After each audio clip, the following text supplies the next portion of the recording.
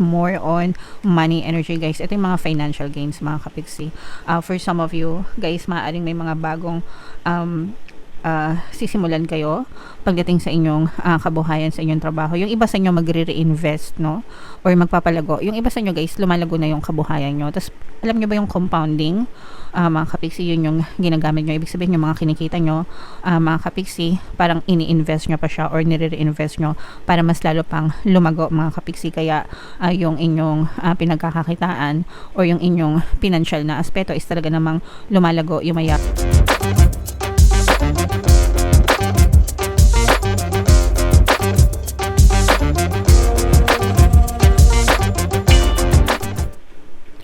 Hello guys, hello Pisces, welcome back to Pinay Pixie Tarot. Ang pamagat ng episode natin for tonight is mid-month kapalaran para ngayong May 16 to 31 para sa Pisces, Sun, Moon, Rising, Sign, and Venus. Unahin natin tong deck na to guys. Tingnan natin yung mga mensahe sa inyo or yung mga paparating sa inyo ngayong May 16 to 31. By the way, mga kapiksi, sa mga naghahanap ng mga pampaswerte na bracelet, mga lucky charms, pang-attract ng wealth, abundance, riches, citrine, and aventurine, yung nire-recommend ko sa inyo guys. May mga products sa description box nitong video. Punta lang kayo doon guys. I-click nyo lang yung mga links doon and diretso checkout na yan mga kapiksi. So, ito yung mga mensahe sa inyo. This is both negative and positive mga kapiksi. Unahin muna natin yung negative guys. For some of you, maaaring nagkakaroon ng konting delay guys sa mga contract signing, sa mga kontrata, sa mga agreement, especially if you are parang undergoing negotiation mga kapiksi, sa mga freelancers, sa mga project based, sa mga sales agent, ganyan. Even if dun sa mga nag-a-apply ng mga trabaho mga kapiksi. So, medyo nagkakaroon ng konting delay sa mga application nyo guys.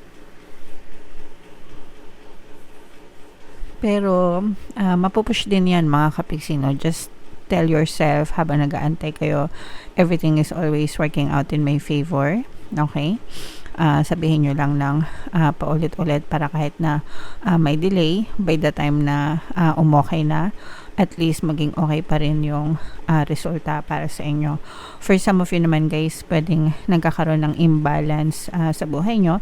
Ibig sabihin parang mas nangingibabaw yung mga negative na pangyayari or negative na energy kasi sa positive mga kapiksi. So, magpahinga lang ng konti. Guys, libangin nyo yung sarili nyo para mawala yung kanagahan nyo mga kapiksi. Okay? Alright. Sa positive naman guys, ito napakaganda nito kasi this is full of action at saka maraming taong pwedeng tumulong sa inyo guys para mas maging mabilis yung takbo ng inyong pamumuhay.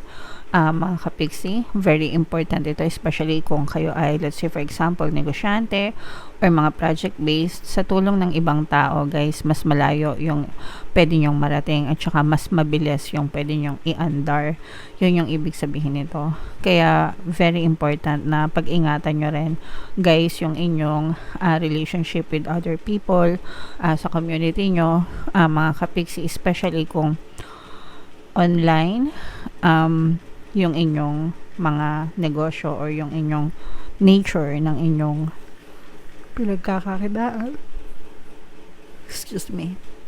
Mas maraming tao, mas maraming referral, mas mabilis, no? Na pwedeng kumita kayo mga kapiksi or magkaroon ng progress yung mga tinatrabaho nyo guys. Okay? Alright. So, comment down below Pisces if feeling nyo nakaresonate kayo dyan. Shuffle natin to guys. Tingnan natin yung energy nyo ngayong May 16 to 31. Habang sinashuffle ko to mga kapiksi, panoorin nyo muna yung video natin regarding sa ating paano mag-manifest ng abundance video course. Kapiksi, sawa ka na ba sa mga struggles at hirap sa buhay mo? Masipag ka ba at masikap sa buhay ngunit hindi ka pa rin umaasenso? Ilang beses ka na bang nag-attempt mag-negosyo at mag-invest pero palagi ka pa rin nalulugi? Sa pagkakataon na ito ay maaaring may subconscious beliefs ka na nagiging balakid sa iyong pag-unlad at pagyaman. Introducing, paano mag-manifest ng abundance video course. Dito ay matututunan mong ma-overcome ang mga balakid mo para tuluyan ka ng umunlad, umasenso, sumagana, maging matagumpay, successful at maswerte sa iyong kabuhayan, pera, trabaho, negosyo, salapi at kaperahan ng bonggang-bongga. Dali, mag-send na ng email sa pinoypixie@gmail.com at simulan na ang iyong pagyaman ngayon. Alright, so sa lahat ng gusto mag-avail ng course guys, naka-flash sa screen nyo. Una, meron tayong paano mag-manifest ng abundance video course. Meron din tayong paano mawala ang third party at magkaroon ng harmonious na relationship. And meron din tayong paano mawala si ex, reverse breakup. So sa mga interesado guys, mag-send lang kayo ng email sa pinoypixie@gmail.com. And Pisces guys, kayo ay na-represent ng King of Cups sa ating spread. So ilatag muna natin yung spread nyo mga kapiksi.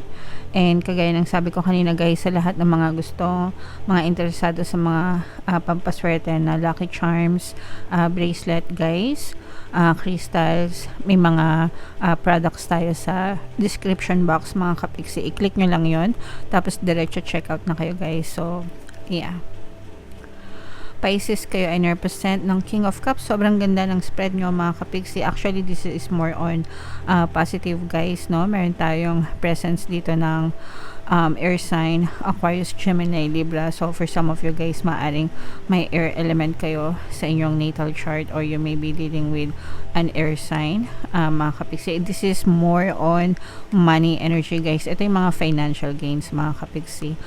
For some of you guys, maaring may mga bagong sisimulan kayo pagdating sa inyong kabuhayan, sa inyong trabaho. Yung iba sa inyo magre-reinvest, no? Or magpapalago. Yung iba sa inyo guys, lumalago na yung kabuhayan nyo. Tapos, alam nyo ba yung compounding?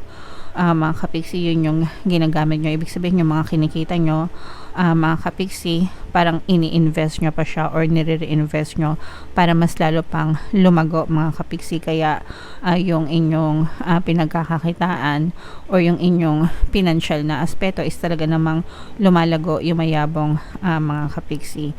And more money yung inyong na-experience guys, kasi nag-e-expand no? Nag-e-expand guys yung inyong pinagkakakitaan. Ibig sabihin talagang lumalago, yumayabong, whatever kung ano man yung source of income nyo.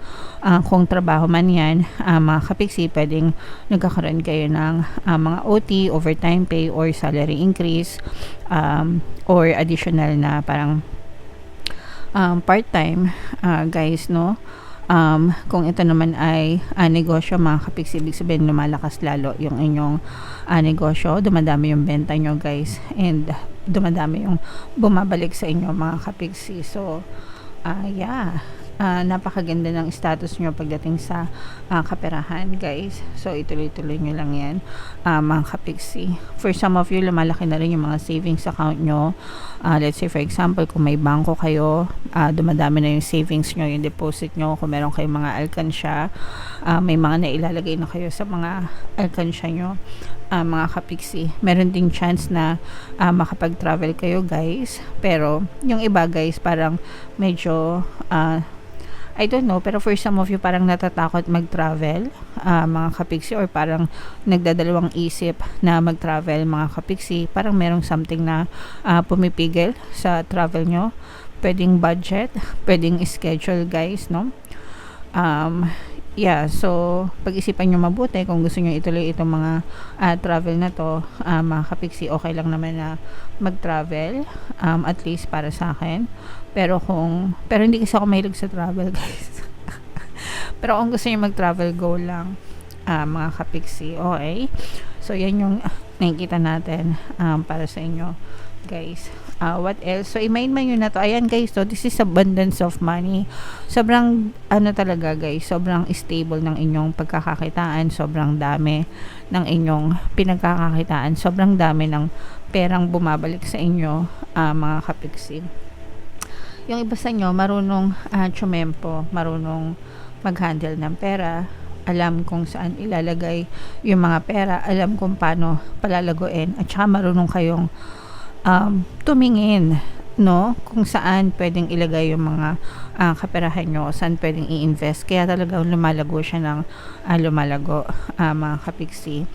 For some of you naman, parang this is your like another chance sa buhay nyo na binibigay ni universe na hindi nyo na pinapalampas, no? Kumbaga parang habang malakas pa kayo, habang may energy pa kayo, habang may pagkakataon pa kayo, parang sunggab lang kayo ng sunggab, mga kapiksi. And ang pupuntahan nyo lang is pa-forward ng pa-forward. So, charge lang kayo ng charge, mga kapiksi.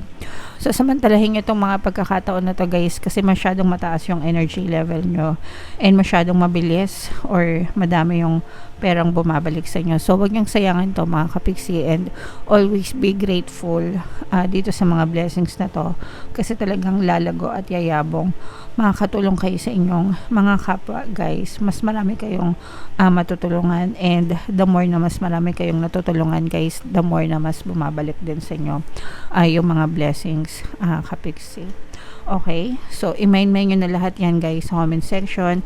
Abundance of money, wealth, riches, dobleng kita, yung mga travel.